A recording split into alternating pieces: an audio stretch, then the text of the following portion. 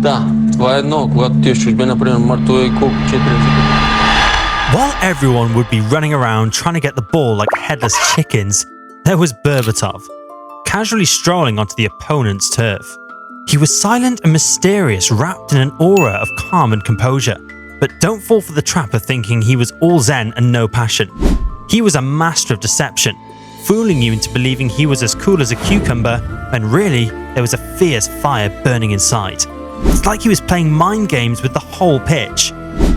That is who he was.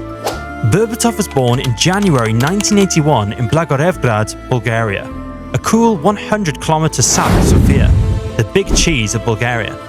As a kid, he worshipped AC Milan's Marco van Basten, which led him to pledge allegiance to the Lombardi squad. Fast forward to the Premier League hype of 95 to 96, and this 15-year-old Berbatov found a new soccer idol, the legendary Alan Shearer. Shearer was the ultimate hero, scoring goals from all corners, throwing elbows, battling for the ball like it was the last one on earth, and celebrating with that iconic raised hand move. And Berva was impressed. In fact, he was impressed to the point where he even got a Newcastle United jersey for his 18th birthday, a gift he cherished so much he slept with it. Berba was an artist on display. Art and soccer were neck and neck in his heart from a young age, spending hours painting a mural of his soccer idols on his bedroom ceiling. And guess what? At 35, he still got a soft spot for sketching and painting. Anyways, Berbatov's soccer journey kicked off in style at his hometown club's youth team, OFC Pirin Blagoevgrad, famous for churning out young talent. Then, along came Dimitar, coach of CSKA Sofia and a national legend from Bulgaria's 1994 World Cup semi-finals run, who spotted Berbatov's skills and snapped him up. Guess what happened then? His European debut was against one of his childhood faves, Newcastle United in '99. And although he didn't bag the win, it marked the start of a killer season, netting 16 goals in 34 games for club and country. Berbatov was Mr. CSKA Sofia, deeply loyal to his club. But everything took a nosedive after a disastrous match against their arch rivals, Levski Sofia. Suddenly, the beautiful relationship turned sour, and Berbatov found himself embroiled in a feud with the fans. He was devastated, revealed his mum to the Financial Times. His phone was ringing off the hook, but he refused to talk to anyone. That was probably the lowest point of his career. Yeah, this is sad. What happened next would blow your mind. To hold on to your seats for this next chapter, the Bulgarian Mafia saga. Yes, you heard it right. It was rumoured that Berbatov was kidnapped by some of Georgi Aliyev's henchmen, who were trying to strong-arm him into signing with Levski Kyivstadil. Can you believe it? You will have to, because it is the truth. Somehow though, Berbatov managed to reach out to his dad, Ivan, who swooped in like a hero to save the day. It was a nightmare, but that's all in the past now, Berbatov casually mentioned to the Times. Fast forward to 2001, and Berbatov decided it was time to level up his game. Bayern Leverkusen scooped him up for a bargain €2.5 million in the January transfer window. And just 18 months later, he was strutting his stuff in the Champions League final, an incredible feat, especially after Leverkusen's rollercoaster season of near misses. They came second in their league and cup back home, then got their hearts broken by Zidane's magic at Hampden Park. Ouch. But overall, Berba was reaching the heights he so craved for. With 68 goals, 32 assists and over 10,000 Bundesliga minutes played, he was becoming a regular. Sure, the goals took their sweet time to start flowing, but when they did, they poured in sweet. And despite not snatching any trophies during his German stint, Berbatov quickly became one of Europe's most sought-after stars. His swagger and calmness in front of goal, his silky technique, those nimble feet, topped with an innate sense of space, no wonder the continent's top clubs were smitten. Then entered Rafa Benitez in January 2005, ready to swoop in for Berbatov. But hold on, the Spaniard pulled back after Leverkusen's showdown with Liverpool in the Champions League round of 16. We knew about Berbatov before we played them in 2005. I've been aware of him since I was in Valencia.